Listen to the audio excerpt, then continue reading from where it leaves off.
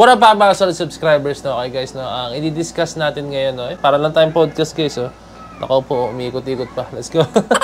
Eto, ang pag-usapan natin, nakikita nyo naman siguro sa title, no?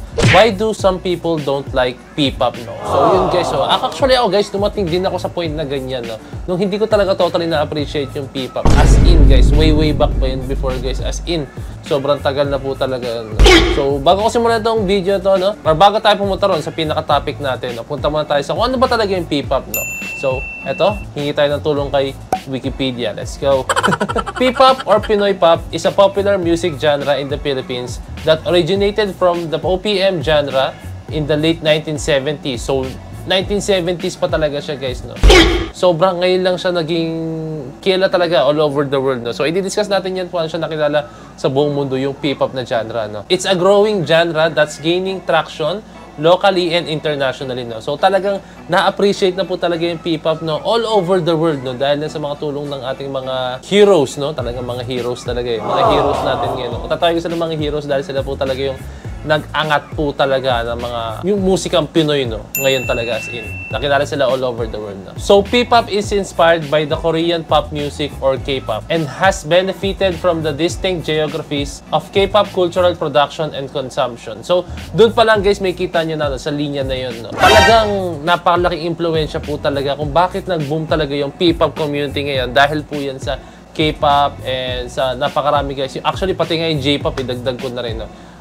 Dahil po doon, no? Kasi kung mapapansin nyo, yung ating po talaga mga P-pop groups ngayon, no? Or P-pop artists is talagang andun eh. Talagang ayun yung natin eh. Kumbaga yung pinaka naging ideal natin, pinaka naging target natin, no? Kung paano tayo naging ano ngayon, naging kakilala, kundi dahil sa K-pop po talaga, no? So, hindi lang naman tayo, no? Actually, kahit yung iba pong mga bansa is talagang ang kanilang iniidolo is talaga mga K-pop po talaga, guys. Okay, bago tayo pumunta rin sa pinaka-una natin, no? Sabihin ko na sa inyo, guys, hindi ko po ito, hindi ito ako nagsabi nito mga to. Ako po ay nag-survey sa 1,000,000 tao. Hindi, joke lang. Hindi, ako po ay nag-survey po sa mga kaibigan ko, sa mga friends ko po talaga na hindi masyado nakikinig ng P-pop and nag-wonder ako bakit hindi sila nakikinig ng mga P-pop music. No? Ito yung mga sagot nila, ito po yung mga kanilang mga sinabi sa akin regarding dito. So, number 1, ayaw nila ng pormahan, no? Kasi, yun nga guys, kung mapapansin nyo yung pormahan talaga ngayon ng ating mga P-pop groups is talagang almost identical po talaga sa mga K-pop groups, sa ibang mga artists po talaga, no?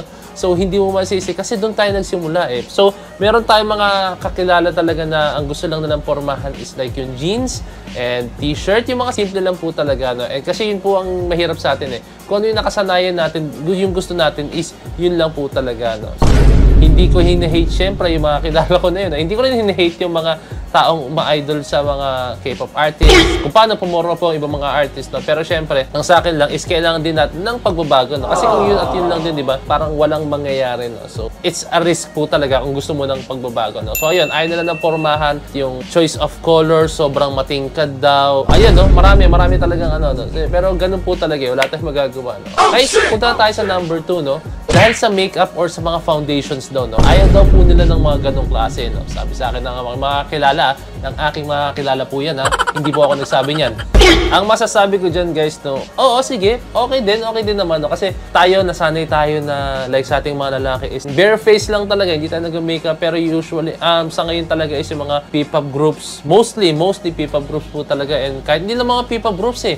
Kahit mga artista nga, guys, eh. Kahit po yung mga ibang mga nasa commercial, no? As in, nasa showbiz industry, talagang kailangan na ng foundation makeup, no? Mostly lang kasi yung iba, guys, is sobrang kapal po talaga. Yung tipong sobrang puti po talaga yun to the point na ang puti ng mukha pero yung leeg ang itim. And ayun lang, I think hindi sila sanay makita ng mga ganong klase, no? Ayun yung number 2 natin dahil sa makeup, foundations, na hindi tayo nasanay. Pero kung sa mga babae yan, like mga P-pop group na babae, walang problema kasi syempre sanay tayo mga babae, nagme-makeup po talaga na naglalagay ng foundations or what na kung ano naman, no? Pero sa mga lalaki kasi naninibago tayo, no? Naninibago tayo, no? Sasabihin nila yung mga bagay na hindi kaaya-aya, alam niyo na. Number 3 is yung accent, guys, no? Yung accent daw po, no? Hindi nila gusto yung accent to the point na pag gumagawa daw ng kanta yung mga P-pop groups, ha? Sa kanila po nanggaling to, ha? Yung pag gumagawa daw sila ng kanta is biglang magkakaroon ng rap, yung halos katunog daw po ng mga rap part ng mga K-pop groups, sabi nila yun, ha? Yung mga ganun, mga K-pop artists, yung bigla daw kanta lang siya, ballad lang, tapos biglang magkakaroon ng mga rap part, no? So, may mga ganun daw, pati yung mga accent daw, guys, na ibang mga artist, mga foreign artist, no? Ginagaya daw natin, no? So, ganun naman kasi talaga yun, guys, for me, Talagang kukuha tayo ng idea sa kanila para mag-grow po tayo. So, hindi ko rin sila masisi kung yun ang kanilang idea or mga sinasabi, no? Kasi lahat naman tayo may kanya-kanyang opinion, no? Yun daw, hindi na daw gusto nila. Parang yung pag kumakanta raw sila, medyo gibberish daw na hindi maintindihan yung lyrics. Yung mga choice of words din kung maidadagdag ko, no? Kasi minsan bigla daw Tagalog na words, biglang mag-i-English daw, magta-Taglish, tapos magpapasok daw ng mga Korean words or what, no? And then po tayo sa number 4, guys, no? Ito guys, sobrang dami nito. Pag nakakita ka nito, sasabihin na nila, uy, ano ba yan? K-pop, K-pop. Yung nagkukulay sila ng buhok, guys, no? Yan, yung mga naglalagay ng kulay sa buhok, guys, as in. Pag may nakita ka ng ganyan is sasabihin nila, uy, K-pop! Kasi nyo guys, pag may nakita kayo naglakad dyan sa kalye tapos sobrang full na kulay ng buhok niya is puti yung buhok or red, violet, or purple, sasabihin agad nila guys, K-pop, K-pop, no? So ayun, dahil ayaw daw nila ng ganun kasi Pinoy ka ba't ka raw magkukulay ng buhok, no? So, diba? Actually, ako naman guys, nagkulay din ako ng buhok dati. Nagkulay din ako ng buhok dati, no? Sinubukan ko lang siya, no? And then, panglima, ito yung pinakahuli natin, guys, no? Meron daw pong ginagawa ng mga pa-cute na actions yung ating mga P-pop groups, no? Or mga P-pop artists, or basta, yung mga nakapaloob sa P-pop community, no? So, meron daw sila mga pa-cute na actions na ginagawa. Actually, napapansin ko yan, no? Kasi, di ba, usually, yung mga K-pop artists, meron sila mga actions na ganyan, may mga ganyan, may mga ganyan-ganyan, may mga ganyan-ganyan silang ginagawa, di ba? Parang na-adapt natin yun, yung ganong klase mga actions nila. So, sa girls, ulitin ko ulit, sa girls, walang problema yun. For me, sa girls, walang problema yun. Pero I think, ang pinaguhugutan po nung iba dyan is, lalaki ka, tapos gaganon ka, di ba? So, sanay kasi tayo pag lalaki, dapat manly yung kilos mo, matipuno, makisig, di ba? As in, makisig ka maglakad. Pero pag gumawa ka ng ganon is, alam mo na, parang hindi daw angkop sa pagiging lalaki, no? So, ayun lang. I think ayun yung mga bagay na hindi nila nagustuhan regarding po dun, no? So, kung kayo guys, may mga idadagdag kayo, comment kayo down below. Meron ba ako na-miss or kung gusto nyo dagdagan pa po itong gantong klaseng contents ko na ganto or kung ano naman yung mga, pwede rin, no? Susunod, gawin naman natin is mga bagay na why do people like P-pop naman? Sige, subukan natin yan guys sa susunod, no? Comment kayo down below, no? And ayun, idagdag ko lang guys kasi kahit ganun naman po ang nangyari, alam niyo naman, napakagrabe po ng P-pop community natin. As in, grabe yung pag-angat, no, di ba? Although na alam natin, may mga ibang tao na hindi gusto yung ganong klase, pero sooner or later, maniwala kayo sa akin, magugustuhan din po nila yan. No? Sa ngayon lang yan, kasi nasanay po talaga sila sa mga ganong klaseng bagay. No? So, very big shoutout po sa nagtataguyod ng ating P-pop community. Siyempre, sa isa sa mga naging foundation, lahat naman actually ng P-pop groups, kahit sino tanongin mo, sila naging foundation po talaga SB19, sa P-pop Kings SB19.